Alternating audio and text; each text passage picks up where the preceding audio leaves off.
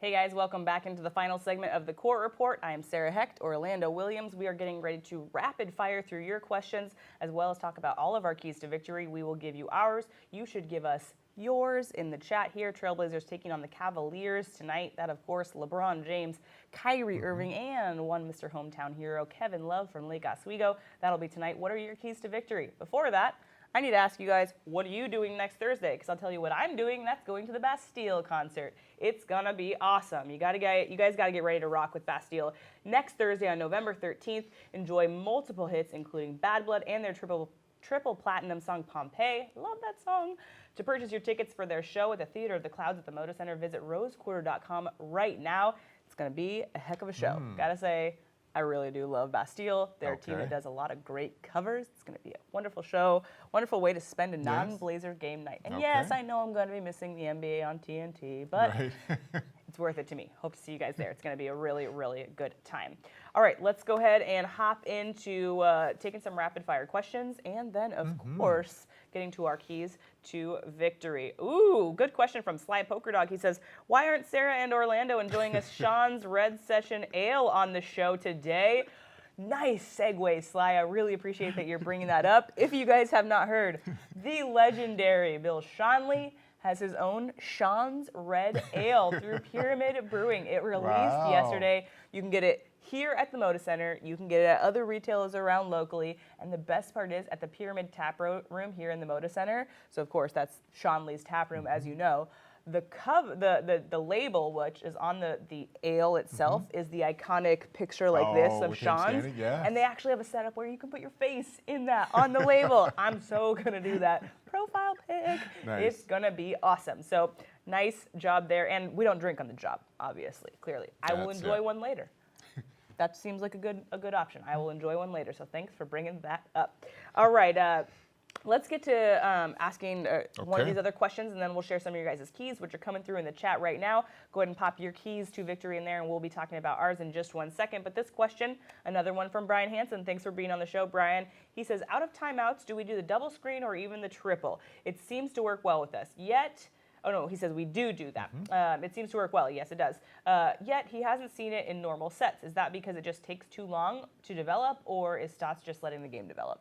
Well, it does take a while to develop. There's no question about it. I mean, you don't have enough of a shot clock to have a secondary option. If you notice out of timeouts, you go directly to that because you're inbounding the ball. You can allow the play to develop while the count's happening outside of or by the ref.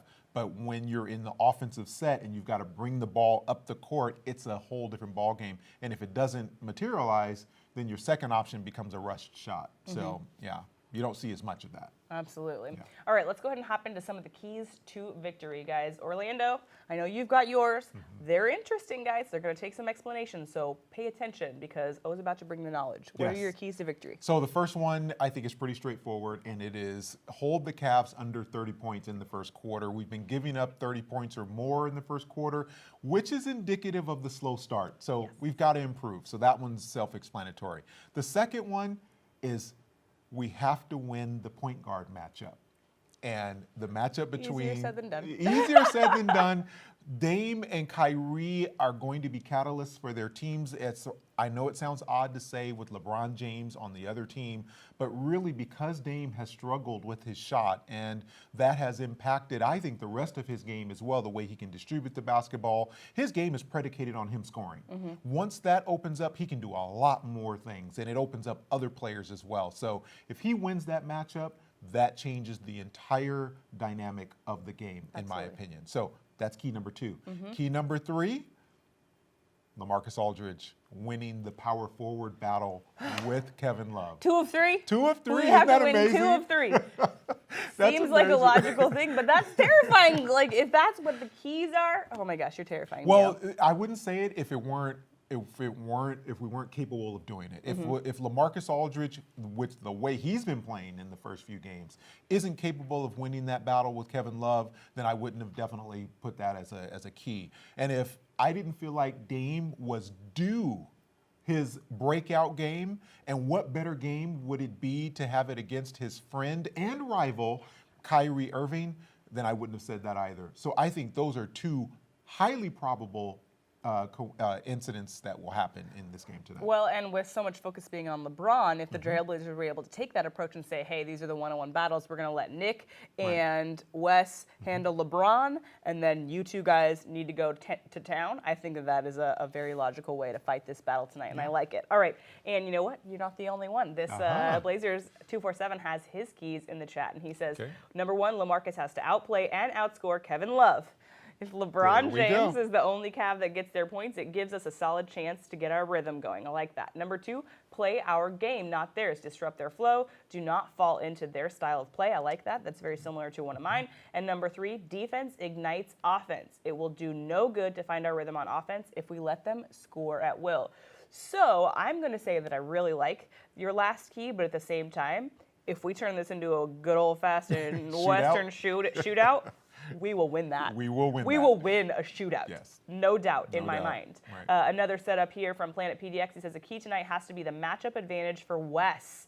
Backside screens, off-ball movement, and knocking down threes. That's a very good point as well. It is. And it just goes to show, I mean, so much of what we're talking about is the offense having a rhythm, something that we haven't quite seen yet. Stands for one spare quarter there in this first 3 games. All right, go ahead and keep giving me your keys, guys, and I'll share mine.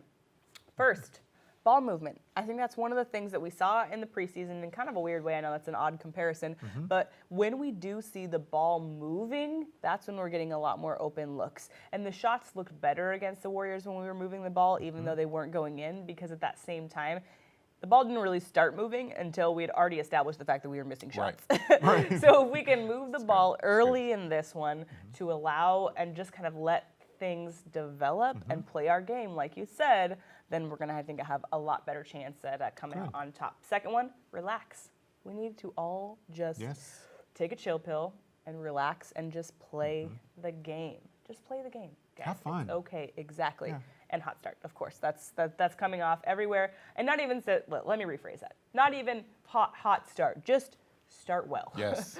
Let's just start the game well and not lose our minds. Agreed. And not feel like we're already down and that we're in the same not feel like we're repeating and that we've re-rounded, we're just starting the same game over and over again that we have in the last few games. Yeah. So you guys, thank you so much for being here. I can't believe, again, that it's already an hour. Shooting the breeze on lunch with you guys is just absolutely fantastic.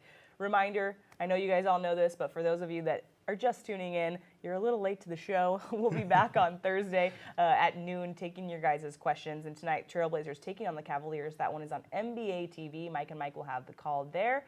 And you can hear it on Fox Sports Radio 620 with Wheels and Tone. And hopefully the Trailblazers are coming back. Hopefully we're coming back talking about, hey, remember that slump we were talking about? Gone. Hopefully that happens. Thank you guys again so much for joining us. We will see you right here on Thursday. Let's go get it.